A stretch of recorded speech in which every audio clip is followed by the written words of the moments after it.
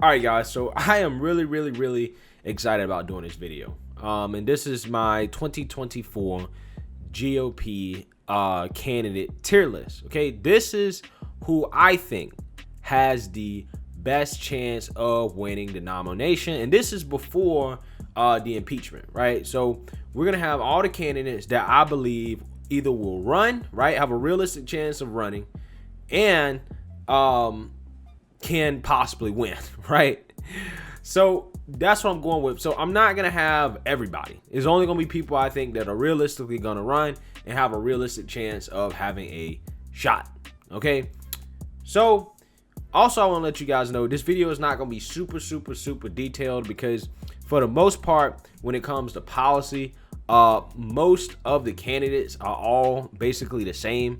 When it comes to policy, I mean, maybe Rand Paul differentiates himself here and there, and some other people, but other than that, they're all the same for right now. So there's not any real reason, in my opinion, to go too deep into policy unless somebody kind of breaks the mold. So what I'll be ranking them primarily based off of is, again, who I think has a realistic shot at winning. Not necessarily who I like, but who I think can win, just based off primarily how closely aligned they are with Trump, because that's essentially everything right now, right? The more closely aligned you are with Trump, the more you kind of are going against the mainstream narrative when it comes to these lockdowns and COVID and being against abortion and pro Second Amendment, and also when it comes to this election stuff as well. I think that kind of plays into popularity and your chances of winning in 2024 if you're a GOP nominee. Now,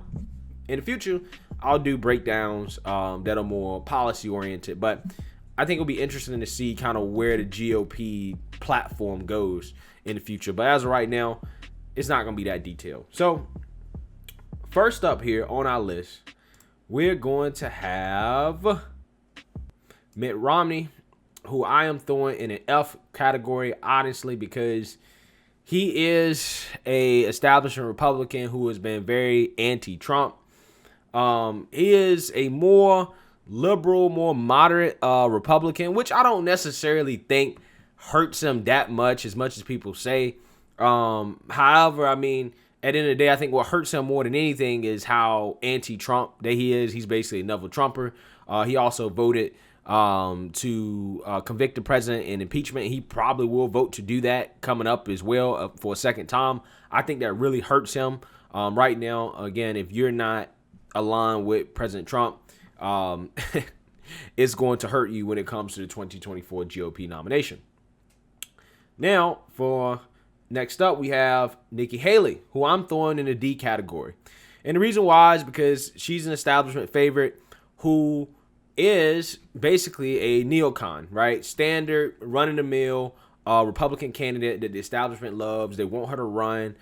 She's half Indian, so she checks off the diversity card, which, guys, don't be surprised in the future if that's like a requirement, right? A requirement is to check off the diversity card in the Republican Party in regards to who the establishment wants, okay? Because people get more woke. And quite honestly, when it comes to, politics and public opinion, having a little bit of color here or there honestly helps. I mean, I'm not saying I necessarily agree with it in principle, but it is what it is. I think that plays in her favor, and her being half Indian, South Carolina, and a woman. I think that definitely plays in her favor, especially after Kamala became vice president. With all this stuff going on after the Capitol, I think the establishment GOP is going to definitely want to try to repair their image a little bit in regards to diversity in the Republican Party. So neither here nor there or that, but hey. Now, also who I have in the D list is Matt Gaetz. And I think there's some speculation on him running. And Matt Gaetz is interesting because he's, again, one of them young conservatives that is very popular, has a lot to say, very active on social media. I also think he voted to decriminalize marijuana, which is different than the standard Republican platform. And I think that plays into his favor, especially with young conservatives. And, I like Matt Gaetz. However, I'm throwing him in the D category because I just think he's too young, right? I think he's too young. I think he needs to get more experience in the House. Not, and again, not because I don't like him, but it's just because I'm thinking about who can actually win. Okay, that's who I'm thinking about. I like Matt Gaetz, but I think he needs to stay in the house a little bit longer, get some some grays in his hair, and then maybe come back in 8 to 12 years. Next, I have Marco Rubio, who is a guy who will basically say anything at this point to get elected. He ran in 2016. I don't think he really did that well.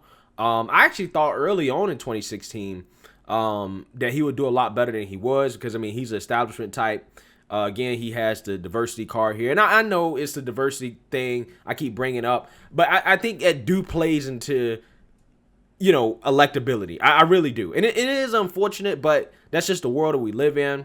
However, I'm throwing him in a D category because I just don't think he's that popular, and I just don't think people really like him that much, right? I think that he kind of fizzled out in 2016 in his campaign. His policies aren't really too different than the standard Republican platform. However, he has been adamantly pro stimulus check. So, he may be evolving. He may be developing a populist streak. Who knows? But I'm throwing him in the D because, again, I just don't think that he has much of a chance of winning.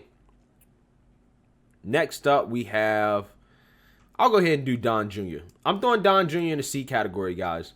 And the reason why I'm throwing Don Jr. in the C category is because this is before impeachment. And I think that as long as President Trump is eligible to run, I think he will rerun. And if he does, obviously Don Jr. wouldn't run. Okay. I also don't think that Don Jr. has his dad's charisma, right? I've heard him speak in public. He's okay, but it seems like he's trying a little hard. He's pretty funny on social media and on Twitter, but I don't really know his stance on policies and whatnot. And outside of that, there's not really that much I know about him in that regard. So I'm throwing him in a C, right? I'm giving him, obviously a thumbs up because, he has the Trump name. And obviously, again, being more closely aligned with Trump, I think helps. However, I don't really know that much about him, and I just don't think his charisma is as good as his dad's. And then we'll go ahead, while we at it, to throw Ivanka in there, right?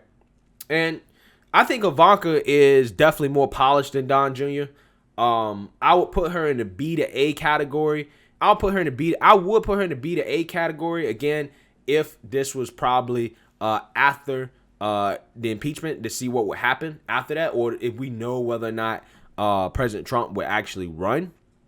Now, also, people say that Ivanka's a liberal on some issues, right? Like, they say she's basically a Democrat.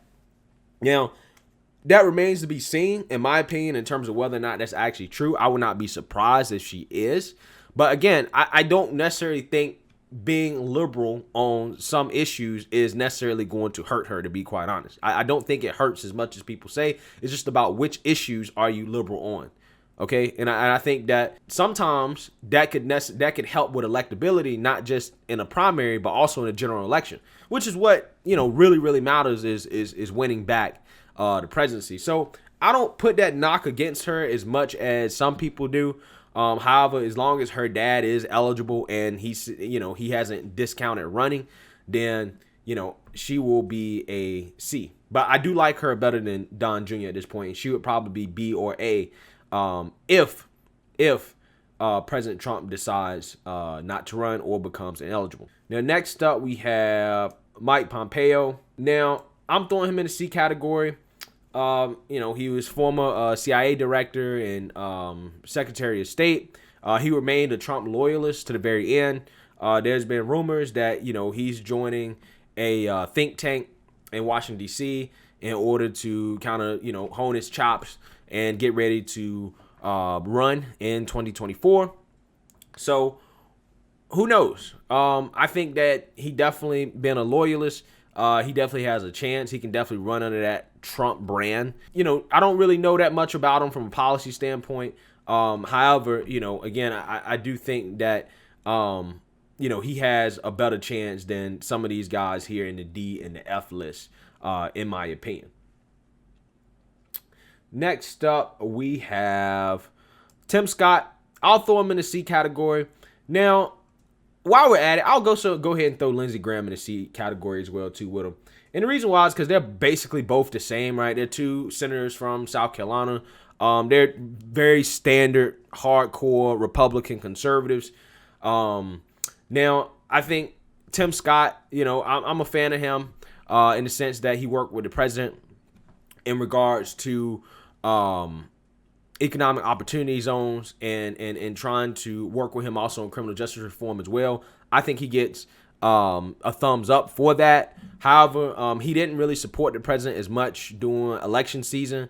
And he also just kind of played the game a little bit, right? So he didn't really do too much of the election stuff.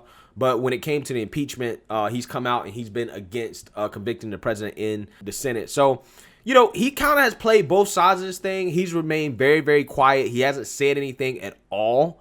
And I think he's just kind of playing the game because, he is pretty establishment. So I think that definitely hurts him to a certain extent.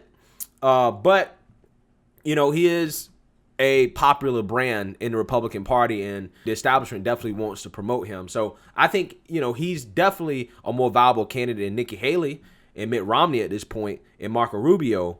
However, I do think he's hurt himself not being, as vocal about some issues that are very near and dear to Trump supporters. And Lindsey Graham, on the other hand, like I said, when it comes to policy, probably about the same as Tim Scott. Now, Lindsey Graham has been more, closely aligned with the president. Me personally, I think Lindsey Graham could have been a plant, right? He's a plant for McConnell to a certain extent, but who knows? I haven't really proven that.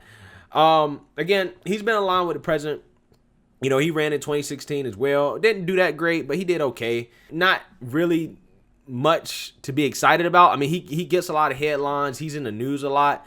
But he just, again, he's a foot soldier in the GOP. He's not really special. He barely got reelected. So, who knows? I mean, I think he definitely, again, is in better standing with the base than Nikki Haley and Marco Rubio and Mitt Romney for sure. However, I don't think he's necessarily top tier at all. I think he's right there with Tim Scott. I'm also going to go ahead and throw Mike Pence in the C category. And he would, if this was before the 6th, what happened on the 6th, I would throw him probably in the A or even the S category. Now, the reason why he's in the C category is because he kind of, it's unfortunate what happened to him, right, in terms of the Capitol situation. Like, he was kind of stuck between a rock and a hard place. I think his popularity went down among Trump supporters in regards to what happened. Again, I do think it's unfortunate he was kind of stuck between a rock and a hard place there. I don't really want to discount him too much. However, I just have to do this list based off how I feel the base feels about these candidates, okay? So it's not necessarily how much I like them. It's about how much I feel the base like them. I think right now Mike Pence is not as popular as he should be.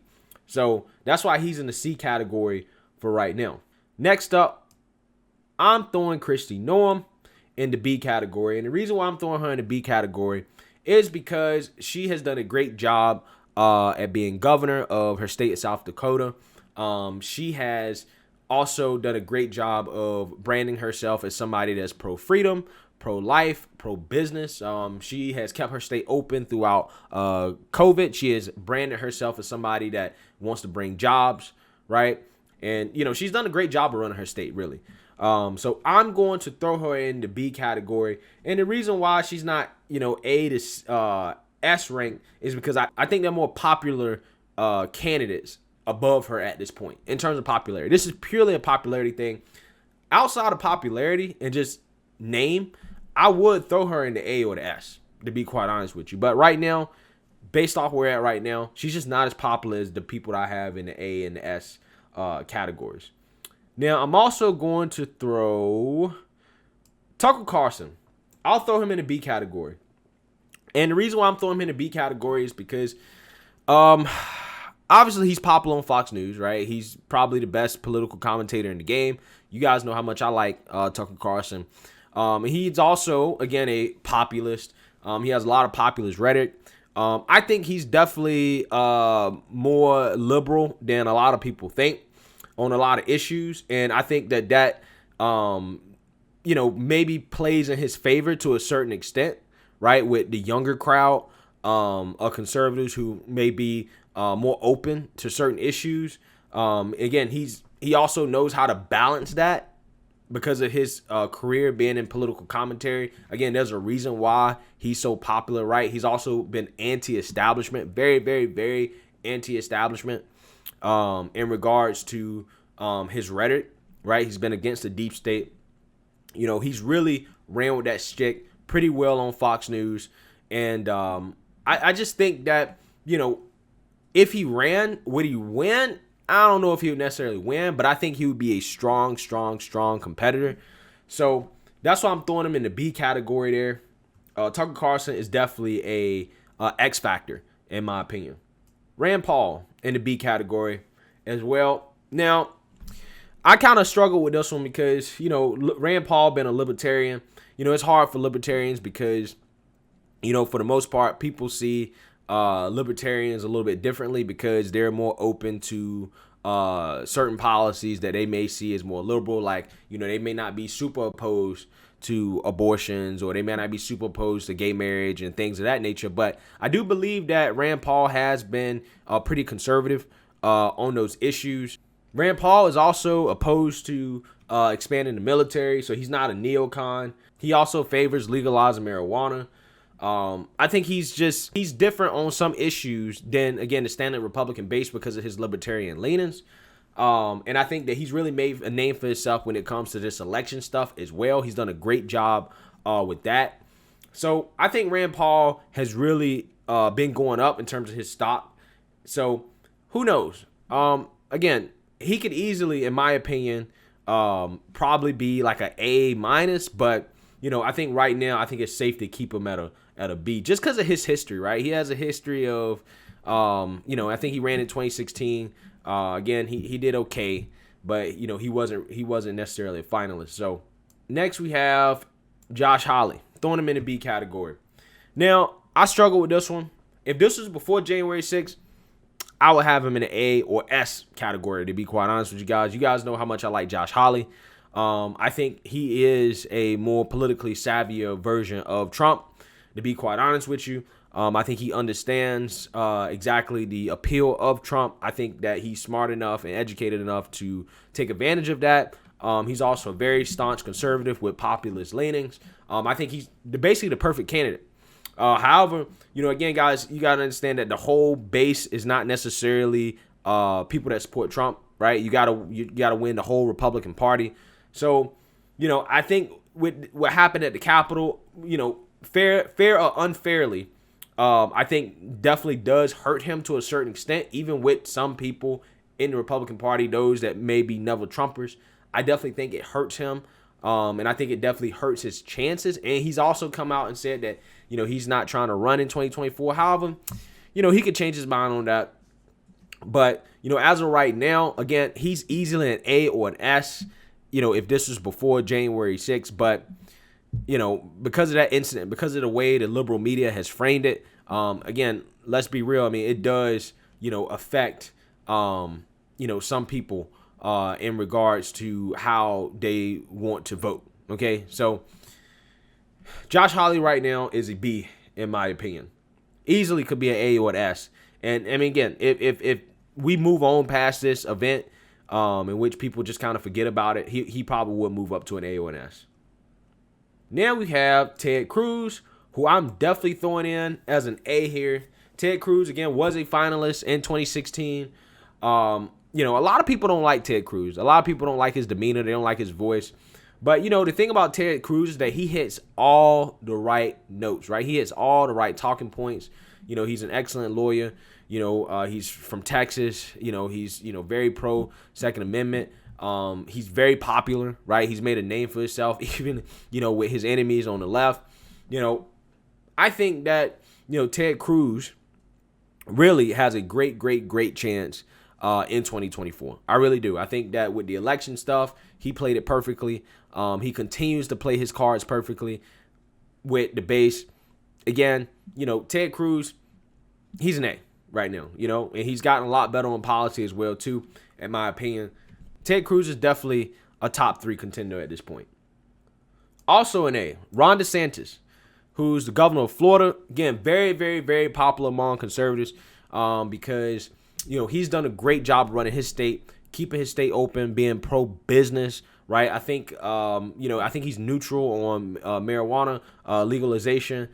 He's more the type of guy that is not necessarily great at public speaking, but I think that his policies are very impactful.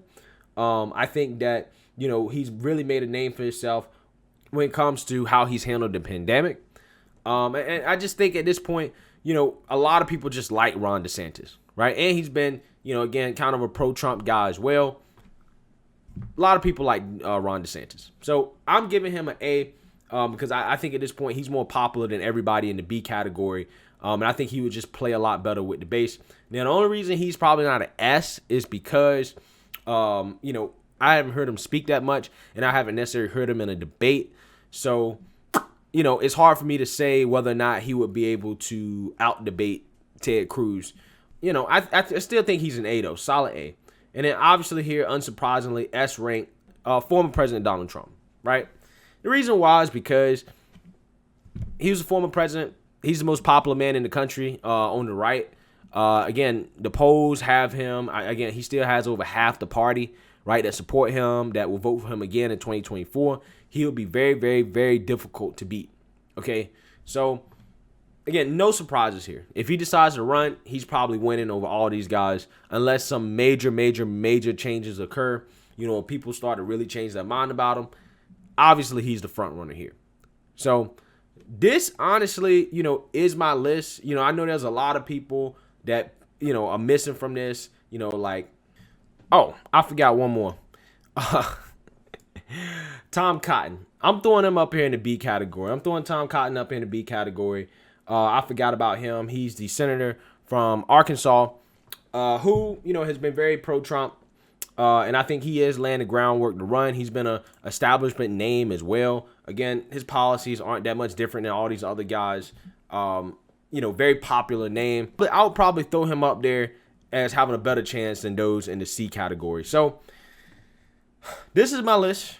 Let me know what you guys think. Again, this is not about necessarily people I like. It's about people that I think have the best chance of actually winning, right? And everybody on this list are people that I think that realistically can run and that can actually win, right? I think that everybody else is really not even worth discussing or talking about. So I didn't put them up here. So let me know what you guys think. Make sure you like, comment, and subscribe. Most importantly, share a Black conservative perspective. Peace.